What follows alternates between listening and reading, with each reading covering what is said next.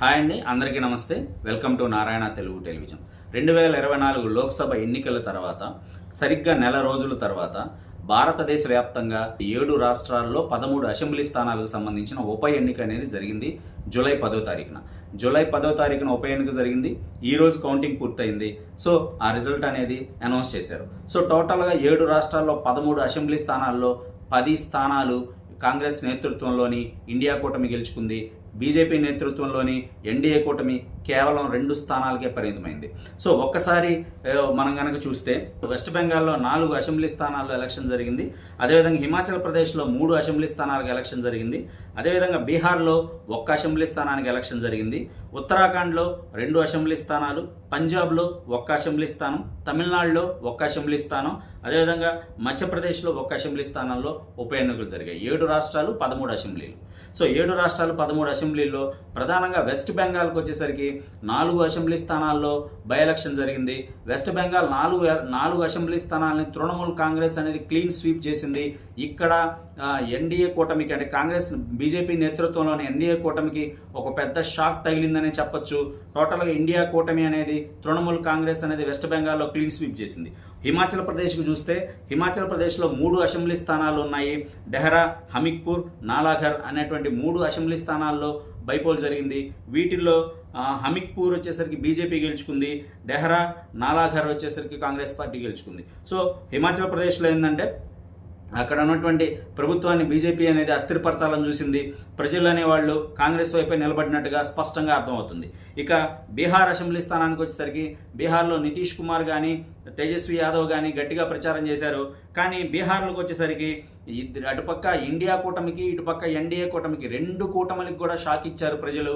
అక్కడ అనూహ్యంగా ఇండిపెండెంట్ అభ్యర్థిని, బీహార్లో ఇండిపెండెంట్ అభ్యర్థిని గెలిపించారు ప్రజలు. 2 కూటములకు కూడా షాక్ తగిలింది బీహార్లో.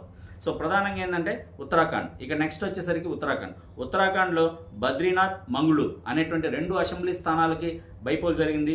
ఈ ఉత్తరాఖండ్లో 2 అసెంబ్లీ స్థానాలు కూడా కాంగ్రెస్ పార్టీ నేతృత్వంలోని ఇండియా కూటమి అనేది స్పష్టంగా గెలిచిందనమాట. సో ఇక్కడ ఉత్తరాఖండ్లో బీజేపీకి భారీ ఎదురు దెబ్బనే చెప్పచ్చు. అదేవిధంగా పంజాబ్కి వచ్చేసరికి పంజాబ్ జలంధర్ వెస్ట్కి సంబంధించి అసెంబ్లీ ఎలక్షన్ బైపోల్ జరిగింది. జలంధర్ వెస్ట్లో ఆమ్ ఆద్మీ పార్టీ అంటే ఇండియా కూటమి తరఫున కాంగ్రెస్ నేతృత్వంలోని ఇండియా కూటమిలోని సభ్యులైనటువంటి ఆమ్ ఆద్మీ పార్టీ అనేది ఇక్కడ విజయం సాధించింది. అదేవిధంగా తమిళనాడులో విక్రన్ వండి అసెంబ్లీ నియోజకవర్గానికి సంబంధించి ఇక్కడ డిఎంకే, ఇండియా కూటమిలోని డిఎంకే అనేది ఇక్కడ విజయం సాధించింది. అదేవిధంగా మధ్యప్రదేశ్లో అమ్రవరాలో బీజేపీ విజయం సాధించింది. సో టోటల్గా ఏంటంటే ఈ 7 రాష్ట్రాల్లో 13 అసెంబ్లీ స్థానాలకు సంబంధించి ఏంటంటే కాంగ్రెస్ పార్టీ నేతృత్వంలోని ఇండియా కూటమి అనేది 10 స్థానాలు, అదేవిధంగా బీజేపీ నేతృత్వంలోని ఎన్డీఏ కూటమి అనేది 2 స్థానాల్లో విజయం సాధించింది. ఇండిపెండెంట్ అభ్యర్థి 1 స్థానంలో గెలవడం జరిగింది. సో టోటల్గా 13 అసెంబ్లీ స్థానాల్లో 10 ఇండియా కూటమి, 2 ఎన్డీఏ కూటమి, 1 ఇండిపెండెంట్ అభ్యర్థి గెలవడం జరిగింది. సో టోటల్గా 2024 లోక్సభ ఎన్నికల్లో బీజేపీ 400 లోక్సభ సీట్లు టార్గెట్గా 2024 ఎలక్షన్స్లో రంగంలో దిగింది. అయితే సో 230 స్థానాలు మాత్రమే ఎన్డీఏ కూటమికి, బీజేపీకి ప్రజలు ఇవ్వడం జరిగింది. సో 2024 ఎలక్షన్స్లోకి అయితే గతంతో కంపేర్ చేస్తే బీజేపీ బలం అనేది తగ్గింది. అయితే కరెక్ట్గా 2024 ఎలక్షన్స్ అయిపోయిన నెల రోజులకి మళ్ళీ జరిగిన ఉప ఎన్నికల్లో బీజేపీకి గట్టి షాకే తగిలిందని చెప్పాలి. ఎస్పెషల్లీ ఎన్డీఏ కూటమికి గట్టి షాకే తగిలిందని చెప్పాలి. ఎన్డీఏ కూటమి టోటల్ ఈ 7 రాష్ట్రాల్లో 13 అసెంబ్లీ స్థానాల్లో జరిగిన ఉప ఎన్నికల్లో 2 స్థానాలకే పరిమితమైంది. సో పోలింగ్ రిజల్ట్ కానివ్వండి, 2024 లోక్సభ ఎలక్షన్స్ కానివ్వండి, ఇప్పుడు జరిగిన ఉప ఎన్నికలు కానివ్వండి, ఇవన్నీ చూస్తే కనుక బీజేపీకి స్పష్టంగా దేశవ్యాప్తంగా కొద్దిగా ఎదురు గాలి అనేది మాత్రం వీస్తూ ఉన్నట్టుగా స్పష్టంగా కనపడుతుంది.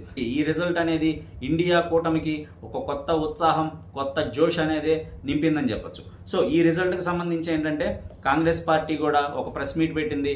ఆ ప్రెస్ మీట్లో 2024 లోక్సభ ఎన్నికల్లో ప్రజలు ఒకసారి ఎన్డీఏ కూటమికి బుద్ధి చెప్పారు. మళ్ళీ రెండోసారి నెల రోజుల తర్వాత మళ్ళీ ప్రజలు వాళ్ళ నిర్ణయాన్ని ప్రకటించారు. మళ్ళీ ఎన్డీఏ కూటమికి బుద్ధి చెప్పారని చెప్పేసి కాంగ్రెస్ పార్టీ చాలా స్పష్టంగా చెప్పడం జరిగింది. ఈ గెలుపు అనేది కాంగ్రెస్ పార్టీ నేతృత్వంలో ఉన్నటువంటి ఇండియా కూటమికి ఒక నూతన ఉత్సాహాన్ని ఇచ్చిందని చెప్పొచ్చు. బీజేపీ నేతృత్వంలోని ఎన్డీఏ కూటమికి ఒక పెద్ద షాక్ అని మాత్రం ఖచ్చితంగా చెప్పొచ్చు. Thank you very much.